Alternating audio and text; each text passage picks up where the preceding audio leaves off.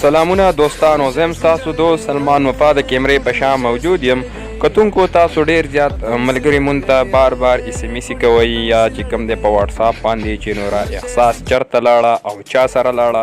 نو ټولو ته ښه پته ده چې هغه تلې ده دوبۍ ته او د چا سره لاړه. نو دغه علم خو مونږ ته هم نشته، خو به هر حال ټول پې ښه پوهېږئ که چیرې نوره احساس د خپل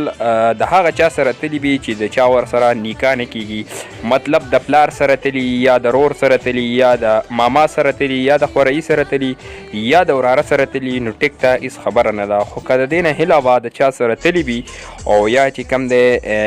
وغیره وغیره تاسو پوهېږئ په خپله چې د چا سره به تلي چې هغه به ورته ویزم کړي د ویزټ څونه خرچې چې هغه به ورته هم برداشت کړي، د هغې سره هلته کې خرچ خوراک او ورسره کم ګاډی کو چې تاسو هغه نن سبا یینئ په دې ویډیو کې تاسو ته ښکاري، کم ناز اداګانې کوي، کمو کوارټرو کې پاتې کیږي یا کوم بنګلو کې پاتې کیږي یا چې کوم دی هلته کې څنګه شپې تیروي ورځې تیروي څونه خرچې کیږي هغه به ورته ټوله اوچته کړي. نو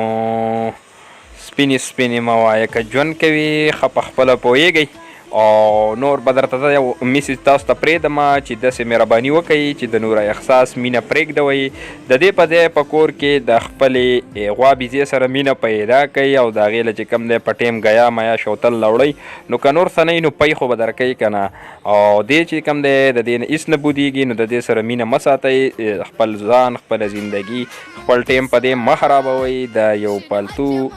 صرف ډالرې غواړي، اوس چې کوم دی په پاکستانو پیسو د هغې کار نه کېږي، هغې باندې د هغې خرچه چې کوم دی زیاته شوه، نو پاکستانو پیسې چې کوم دی هغه بوج نه اوچتئ، نو د هغې په وجه باندې هغو کوشش وکړو چې زه درهم یې ماته پکار دي او لاړه درهمو ته. نو اوس خبره چې کوم دی درهمو ته واوړېده، نو ټول پوهېږئ چې ګوره نور د دې سره چې کوم دی خپل معاملات مه ساتئ، د دې هغه مینه د زړه نه وباسئ، د دې په ځای باندې چې کوم دی د خپل مور او پلار سره مینه ساتئ، کور کې د خپل وړو سره مینه ساتئ، نو هغه به درله ښئ، هغه به درله پیدمنئ. ټولو ته زموږ دغه میسج دی چې د چا سره تلي جو تلي به اوس موږ د دغې علم چې کوم دی تاسو ته خو مونږ کلیر کړه چې بس خپله خوښه ده،